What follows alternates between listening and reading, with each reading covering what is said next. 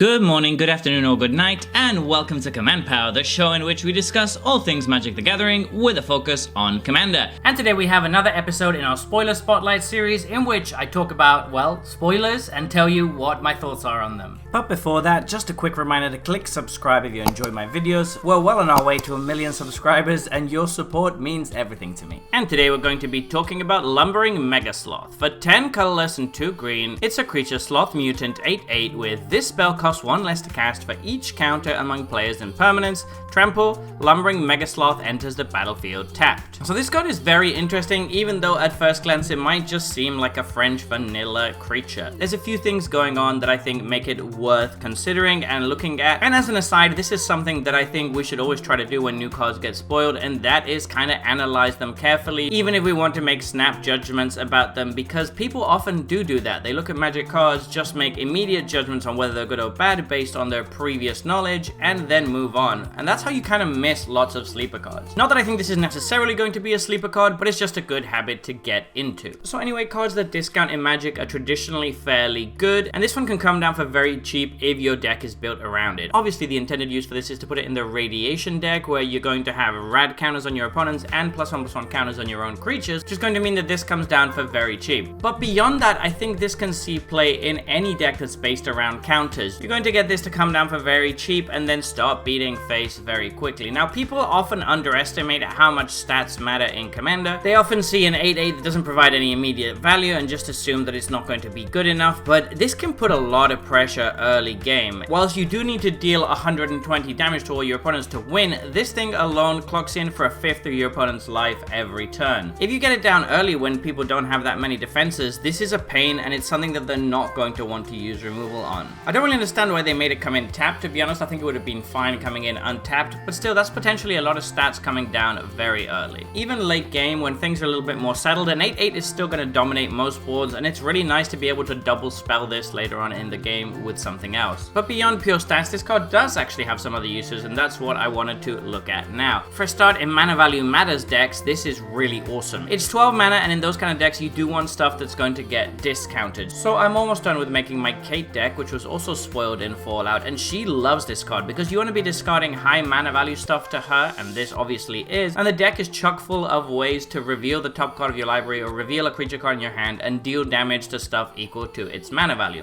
12 is a lot in that case, and it gives you a lot of reach and burn. So that's one situation where this is really good to play. It's a very expensive mana value card, which we care about in some decks that can also be significantly discounted, so it kind of gives you the best of both worlds. Not only that, but it also works well with cards such as Rishka's Expertise that care about the power of a creature you control. This can be a very cheap way to enable it. You can also potentially play this and then follow it up with Rishka's Expertise in the same turn with a nice enough board. Another thing that I think people aren't really considering is that this can be a very good catch-up card, even though it comes in tapped. If your opponents happen to be playing some counters, and basically almost every EDH deck has some form of counters in it or other, then this is going to get even more discount outside of what you yourself are providing, which means that it can come down earlier than you might think, and if your opponents are kind of ahead and have a bunch of counters in play, then this can kind of help you catch up a little bit by coming down for cheap, even though you do need to wait a turn to block with it. When you take all of these factors into consideration, I think we see a card that isn't quite as easily dismissed as you might think. There's really not that many cards with 12 mana value that can be significantly discounted, so I think it is worth considering in certain decks, and it's going to be a solid role player in others. So there you have it. Those have been my thoughts on this new spoiler.